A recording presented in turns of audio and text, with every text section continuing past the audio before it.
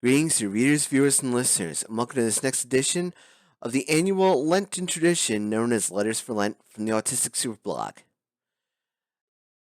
This one is going to get really serious because it's all about the passion of the Lord.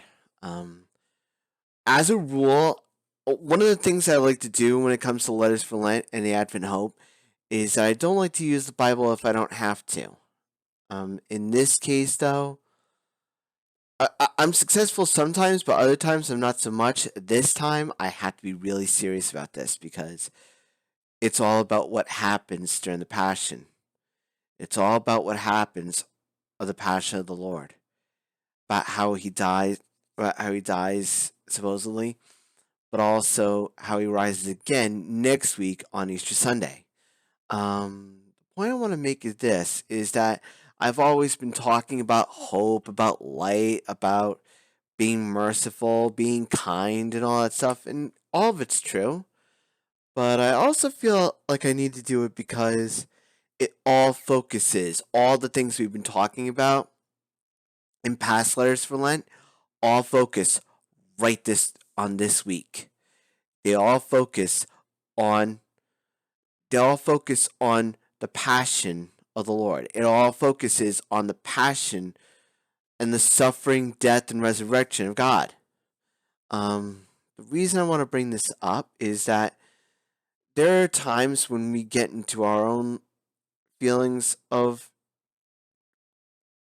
things that might make us feel a little uncomfortable, things that might make us feel that we're not worthy of love, compassion, relationships, or anything else like that. But it's also to make a case that God is always with us. I know I keep saying that a lot, and please just humor me. Is that God is always with us, and God shows that in the death, burial, and resurrection of Jesus. Um, I feel like if I don't mention that right now, I'm doing a great disservice. But that's only because it's important in the context of what's going on. All these lessons we've been dealing with when it comes to this year's Letters for Lent, all these things all build up to right now. Um, and this kind of gets to another thing. I mean, you might think that you feel unworthy. You might feel unloved, you might feel lonely, you might feel despondent, you might feel in a bit of despair in some ways.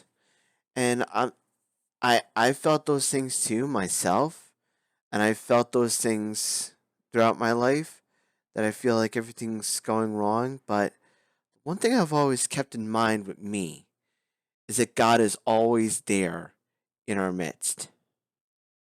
Um I have um I have friends who always show me about hope. I've got one friend in particular. I've got several people in my life that make me know that I'm not alone, and it's true. With all the suffering we go through, and with all the hardships we all go through from time to time, it's always comforting. It's always a light, so to speak, that kind of shows that, oh, maybe I'm not alone.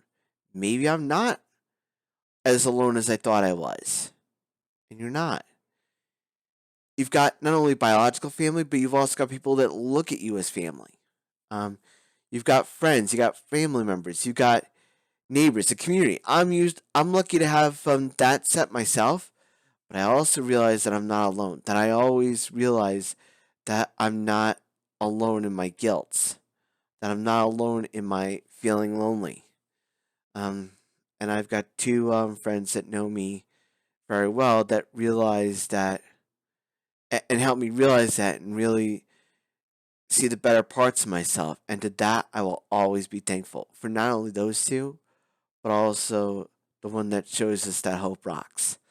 Um, so I know this is going to be a little bit short, but for this moment, I want to just explain that you're not alone.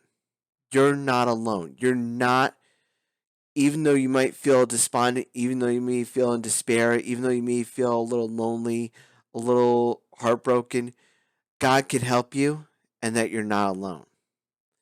That's going to be it for this one. And if you like this video, check me out on the Autistic Super channel. You can check me out on YouTube. And you can check out all my videos on the autisticsuperblog.wordpress.com. Stay safe, stay strong, God bless you all, and as always, shine on.